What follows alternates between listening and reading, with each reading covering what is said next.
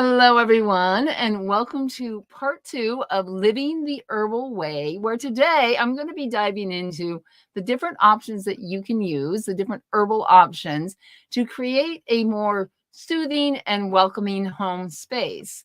My name is Allison from the Well Cultivated Life, and one of the benefits of living an herbal life is you get to be surrounded by plants all the time, such as my friend Rosemary here, who is my mascot for today's session.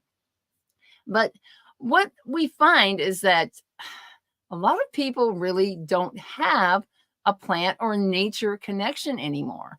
We lived for millions of years in connection with nature. We depended on nature. We depended on knowing the seasons and knowing what plants were available in order to be able to harvest and eat and utilize what nature provided for us.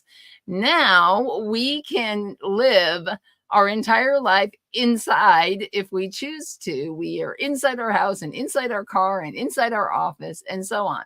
So what I would like to share with you today is about how, well, if that nature connection is so important for our sense of well-being, how can we begin to create a home that brings a little bit more of nature inside? So, like I said, this is part 2, where we'll be talking about the home and garden and really talking about your environment in which you live.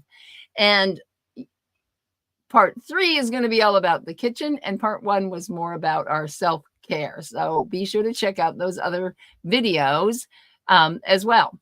Now, this quote, you probably heard the quote, "Home is where the heart is." And I changed it a little bit to what I think is more important, or just as important, is home is where our heart is at peace, because it's this peacefulness that we need in order to be able to release the feelings of stress that we accumulate from day to day. And our environment includes really our personal space, like our personal things and our dresser and the little areas that we claim for our own, as well as our whole home, the physical space, both indoor and outdoor, whether it be your garden or a deck or a balcony if you live in an apartment and so on.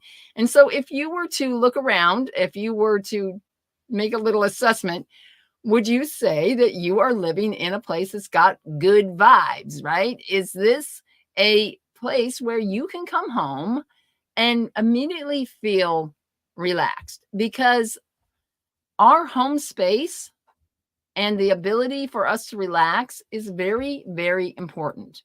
And in part 1 of this series, I talked about health requires us to have a low net stress. We are exposed to stressors all the time. It's just part of living, but they can build up if we don't have a way to relax, a way to rest and tell our body that it's safe to do the work that it needs to get done, to do the repair work and doing the resting work.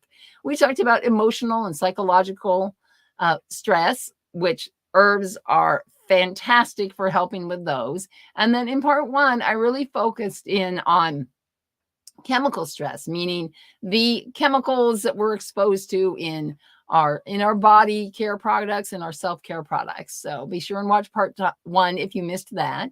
And today we're focused, like I said, on our environment.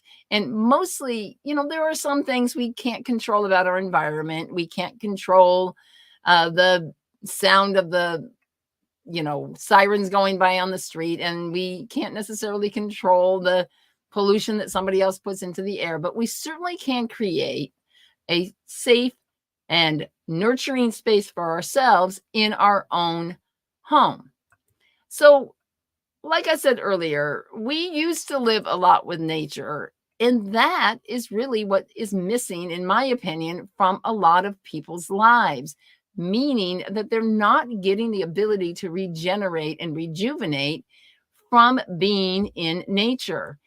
Now, this nature connection is something that used to be natural for us. When's the last time you either hugged a tree rolled around in the grass and relaxed, or made a mud pie. These are things that kids do, or kids used to do anyway. A lot of kids don't even get outside much anymore either. And they seem like, oh, so what? It's frivolous time to relax. But there are a lot of things about being physically in nature that can make such a huge difference for us. And our bodies are designed to sort of detox in a way with nature. And that's because our body system is actually electrical. Our nervous system is electrical. And when we feel overstressed, it's because we are not regulated. We are out of regulation. And so one of the ways that nature can help us come back to regulation is just by helping us slow down our own sort of pulse of ourselves, and also to regenerate our electrical system. Now, I'm not going to get into that completely today, except to say that one of the things that I'm going to show you in this session is, well, if nature regenerates us, how can we bring more nature into our daily lives?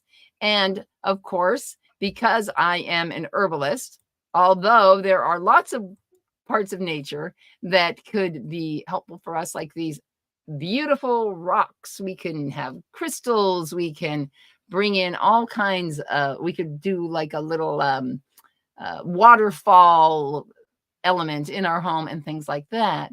But of course, I'll be focusing on plants and how plants can be a part of rejuvenating you by bringing them into your home. Because what we really want to do is we want to design a home for soothing the senses, I like to say, because all of our interactions, the way our nervous system works is it's bringing in sensory input through all of our senses, and it's determining, is it safe or do I still need to be on alert? And if we can create a space that makes our body feel safe, then it will be able to relax. So how can plants help our senses? What can we do to help give our body the message that everything is good? And looking at the senses, of course, there's the scent of plants, the scents and smells. We have the texture of plants, not only the way that a plant feels, but also just the visual texture of a plant, the color of flowers coming into our home, the sound of the wind blowing through the trees, and of course, the taste of plants, which is amazing. But that's for part 3 of this particular series. So let's get started with the first thing, which is living plants. Now, I don't know about you, but this is my living room looks like right now, because all of my plants are crammed up in the window, waiting for it to be warm enough to put them back outside on the deck for the season. And one of the plants that I have, like I said, our mascot for today is rosemary. And where I live, you cannot count on rosemary surviving over the winter. And so I have to bring it in for the winter. And so even just having this rosemary plant in my house, I can walk by, rub my hands across it, and experience the very aromatic scent of rosemary. It's in the mint family, along with all of our other sort of culinary herbs. And that can make a big difference in me just having that connection to that one of my senses. So speaking of culinary herbs, of course, those are very important as well for to have in our home. But potted plants in general, they have a lot of benefits. They filter the air. They provide this texture and color that I was talking about earlier. And the other thing is that just the act of tending, of caring for plants, it's a nurturing act. And when we take care of things, it feels good for us. It's part of our natural human nature to care for other living things. And another thing that is you can do with plants and with other parts of nature is you can just bring them into your home as decor. You can, this picture up in the top here, it shows somebody doing a little craft project with, and then putting living plants into it. But I want to show you a couple of types of decor that I use for in my house. So last winter, hopefully you can see this okay, I had a birch tree come down. And it's had all the little pre-catkin buds on it. And I went out and harvested some of these. And then I put the lights in it, which I don't know if you can see or not. Oh, are they working? I put lights in it. And I had this in the winter for a nice, up on top of I have a piano in the living room. And I put that up on there. Another thing that I have is, of course, you can use dried flowers. And this is a big seed pod from a giant mustard that grows in my garden all the time. And it's just this, I love this whimsical look to it. And so just using decor, using natural materials for the decor in your house, again, brings you back into that nature connection and reminds us, you know, we have this sort of ancestral memory about being in nature. And so if we have these things in our house, then we can use those. So the next thing is, of course, the culinary herbs, and not only growing a culinary garden inside, of course, gives you, like I showed you with the rosemary, how you can have the aromatic herbs and have the scents from that. But you can also just go over and take fresh cuttings in your cooking or making a tea. Lately, I am making all my chai tea with rosemary in it. So I can just walk out to the living room and snip a few pieces from that. And one of my other favorite things I love to do with living plants is I love to do bulb forcing. And so you can get the bulbs usually in the wintertime, especially around a nice time to do it is in the fall when you have bulbs ready to plant out in your garden. You can also have some inside. So there's hyacinth, daffodils, tulips can all be grown inside in a pot. It's a great thing to do with kids. And they can watch the whole life cycle of the plant growing. And of course, most of these have a nice, beautiful aromatic, you know, fragrance to them as well. Now, speaking of fragrance, cut flowers and flower bouquets are another fantastic way to bring nature into your house and help to soothe your senses. And the sensory benefits of flowers, I mean, I really don't have to tell you. That's everybody loves. Is there anybody that doesn't love a bouquet of flowers? I don't know if there is. But we have not only the scent, and this, of course, is lilac here, which is one of my favorite smells.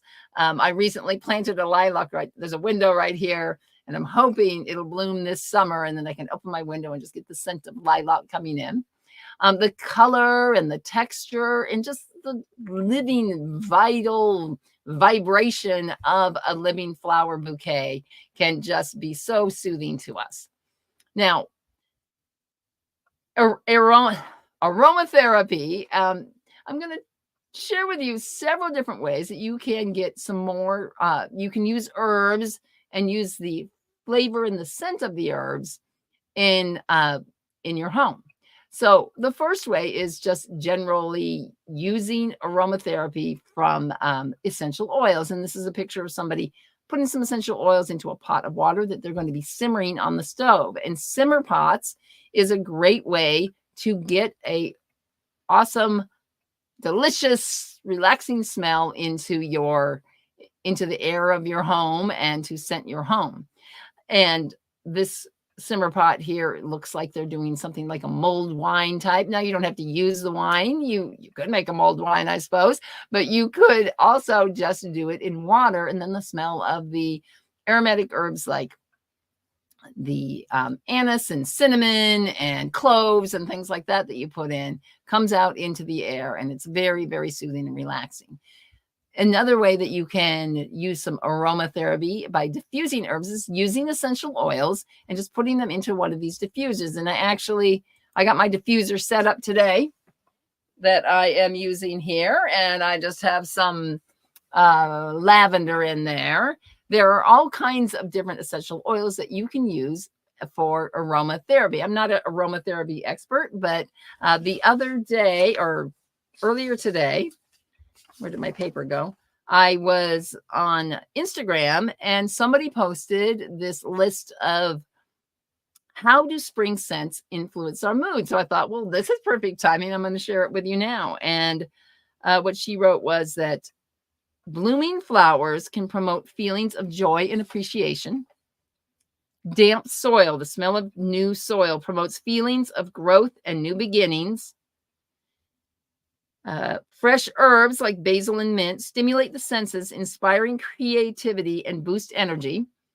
And then freshly cut grass, which we all love, evokes a sense of renewal and vitality. So if you can bring some of these types of course, those are the ones that are outside, but there are a lot of other sort of proven mood lifters in the essential oils that you can use and just put them into a diffuser and run those in your home. There's also ones that have, antimicrobial properties that you can use in the wintertime to help ward off illness and things like that. When I worked at a school, we used to run those during the winter inside the classroom.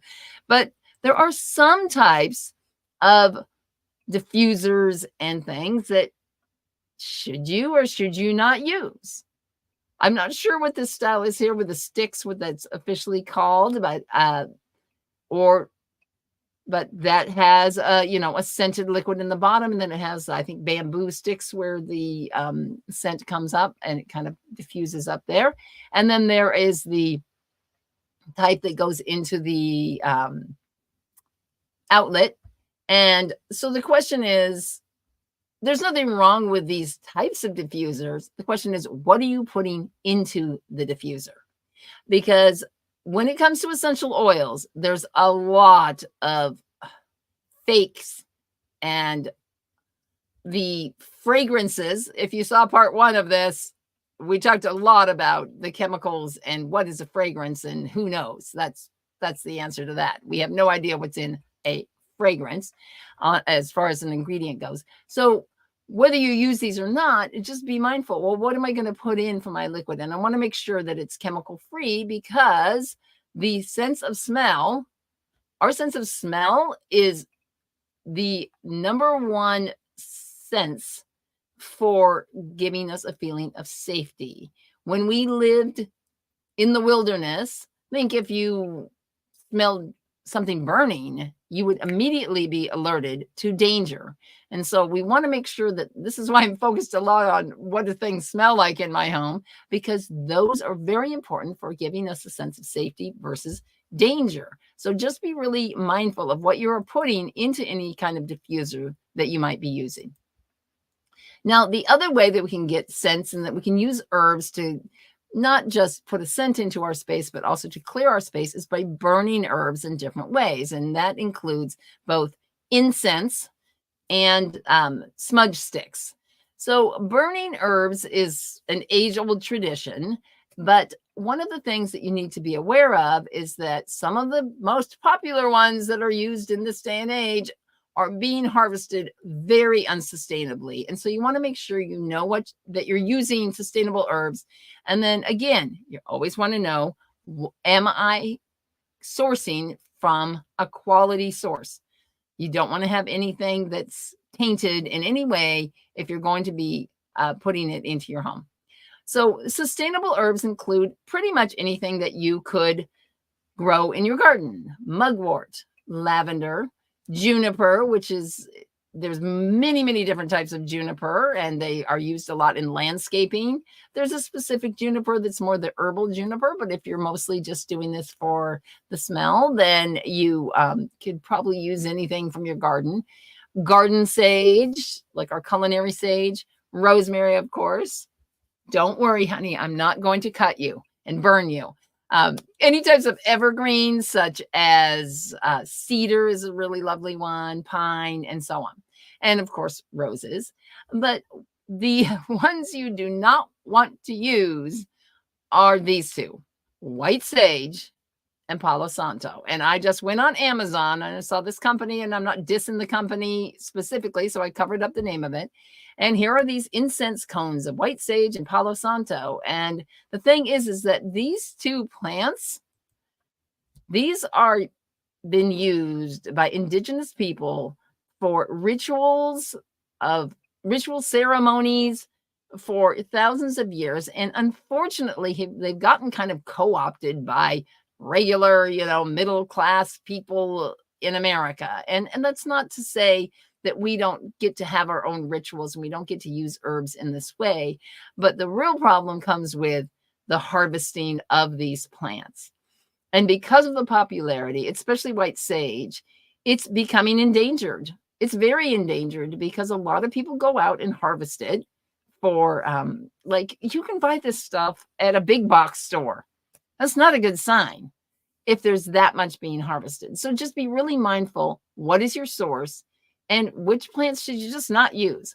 Palo Santo is a tree that grows to 50 to 70 years old, and then you let it die standing, and then you harvest and let it kind of like cure and become more resinous, and then you harvest the inner core of that.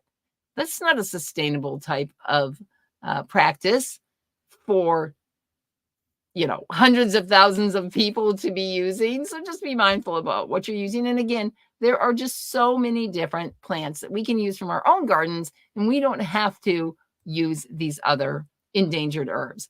So smudging is another great way that you can use herbs to clear your space and create a relaxing home. It is a ritual practice that people have used, throughout millennia. It's in just about all cultures, and it's meant generally for calling in or clearing out different types of energy. But you can make your own bundles from fresh cuttings. And I want to emphasize fresh because I harvested some things for a bundle and I let them dry, and then I tried to wrap them up. It didn't work. So this is just a little bundle of mugwort that I have that grows out in my garden. And mugwort is known for helping with like the dream space and really getting us into our creativity and things like that. So you might burn some mugwort if that was something you're interested in, bringing that vibe into your home. And it's really easy to make the little bundles that I had wrapped with an embroidery floss, but I would probably use a hemp cord if I was going to do it again. So, of course, I cannot finish this session without talking about how important it is to grow a garden, to grow plants, and to get out into the soil yourself. I am a hardcore gardener. I grow most of my own herbs, and I love being outside in the garden. And there are many proven reasons why being in a garden is very helpful for you. First of all, if you've ever heard the term earthing, if you haven't heard it, go look it up. This is when we spend time barefoot outside. And as I was saying earlier, the soil can regenerate our electrical system, which is our nervous system, and help us, like, we get these ions built up on us, and the soil helps to remove those from us. It attracts some of the extra electrical charges that we don't need to have. We don't do that anymore. And so the more you can get out in the garden with the bare feet, the better off. Or even getting your hands into the soil is good too.